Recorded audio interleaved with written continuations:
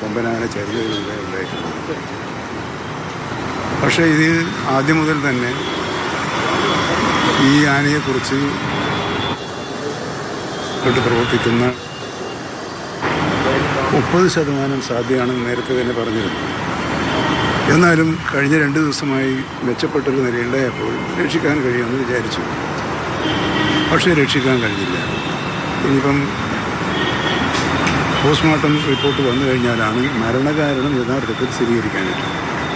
പക്ഷെ ഇതിനേക്കാൾ ശ്രദ്ധിക്കേണ്ട ഒരു കാര്യം, കഴിഞ്ഞ 2 വർഷത്തിനിടയിൽ ഈ രീതിയിൽ 12 ആനകളാണ് നമ്മുടെ കേരളത്തിലെ വനത്തിനുള്ളിൽ ചരിഞ്ഞു പോയത്.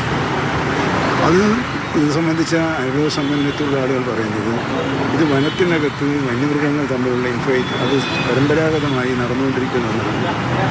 അതിൻ്റെ ഭാഗമായി സംഭവിക്കുന്ന ഏറ്റുമുട്ടലിലൂടെയാണ് ഇതുണ്ടായതെന്നാണ്.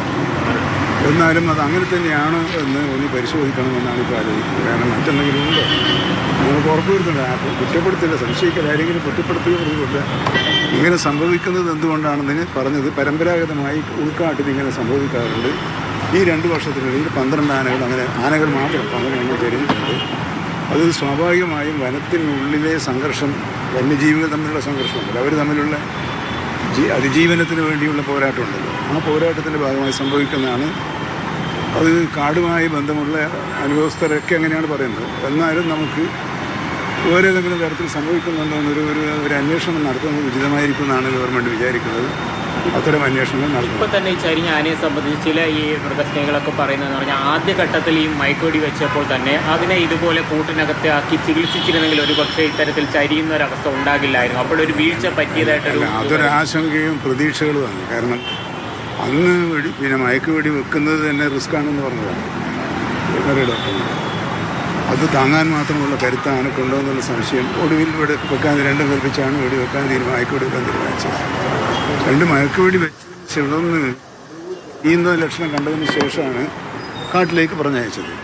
പിന്നെ 2 ദിവസം കൂടി കിടത്തിയിരുന്നെങ്കിൽ കൂടുതലാകുമായിരുന്നു. ഇതൊക്കെ ഒരു നിഗമനങ്ങളാണ്. അതിനകത്ത് ആ നിഗമനങ്ങളോടൊന്നും നമ്മൾ പ്രതിഷേധിക്കുന്ന കാര്യമില്ല. കാരണം അത് ഓരോരുത്തരുടെ ഒരു കാഴ്ചപ്പാടാണ്. പക്ഷേ നമുക്ക് ശാസ്ത്രീയമായി വിദഗ്ധന്മാരായ ഡോക്ടർമാരും പരിചയസമ്പന്നരായ വന വകുപ്പിലെ ഉദ്യോഗസ്ഥന്മാരും പറയുന്ന ഒരു പൊതു നിർദ്ദേശമാണല്ലോ നമുക്ക് സ്വീകരിക്കാൻ പറ്റും.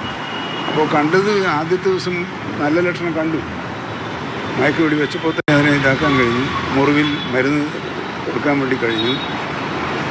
ആ മുറിവ് കരിഞ്ഞു തുടങ്ങിയ ഘട്ടത്തിൽ ആന ഉന്മേഷവാനാണെന്ന് തോന്നിയപ്പോഴാണ് നമ്മളതിനെ വനം വകുപ്പ് അതിനെ ഉൾക്കാട്ടിലേക്ക് പോകാൻ അനുവദിച്ചത്. അത് മറ്റൊരു ആശങ്കകൾ മാത്രമാണ്, സ്വാഭാവികമായി ഓർന്നു വരുന്ന ആശങ്കയാണ്. മറ്റു കാര്യങ്ങളൊന്നും ഇതില്ല എന്നാണ് പറയുന്നത്.